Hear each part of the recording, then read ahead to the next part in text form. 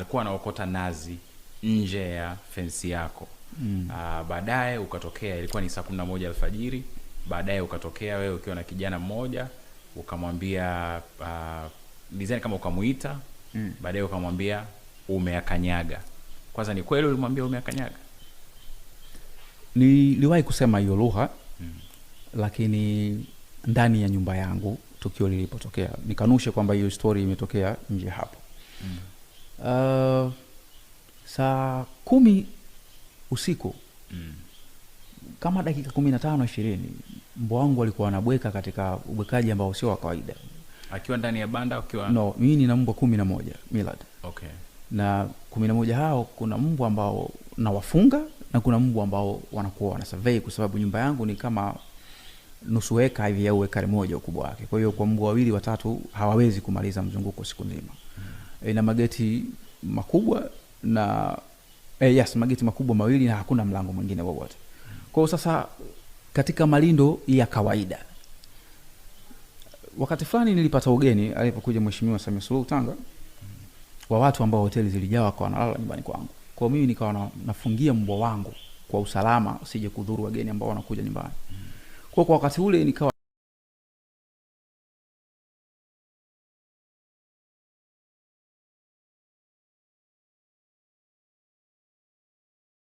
wanapata changamoto sana ya kuibiwa vitu. Sasa nikawa sijui ni kijana wangu wakazi vitu vyangu viweke vizuri au namna gani au vipi, unaelewa? Kibinadamu. Baadaye ugeni ukaondoka, nikawa naendelea kuachia mbwa wangu. Sasa siku ya tukio nilisikia mida ya saa 10 dakika 15-20 mbwa wanabweka, lakini ubwekaji ambao ulikuwa ni wa kelele za kuendelea, sio za kawaida.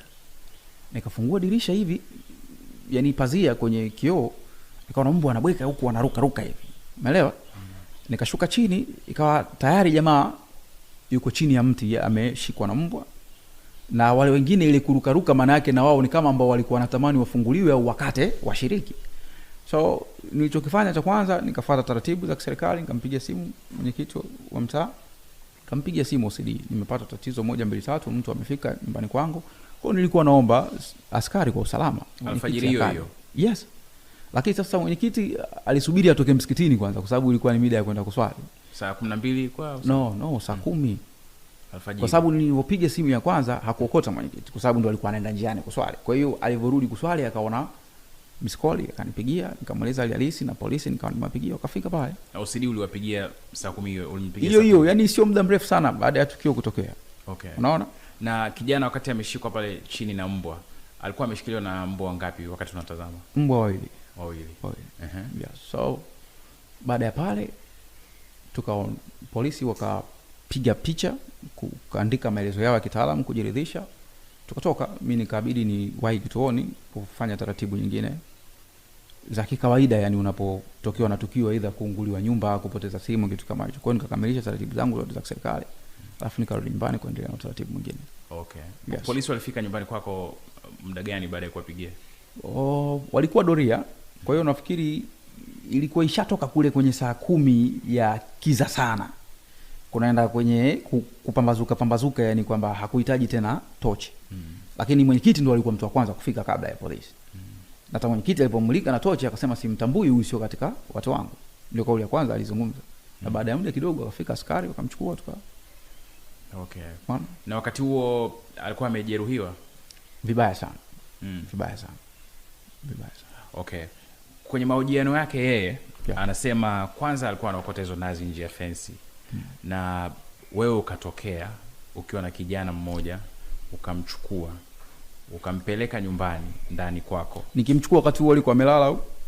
Yeye anasema ulimchukua, hakuzungumzia specifically katika mazingira gani.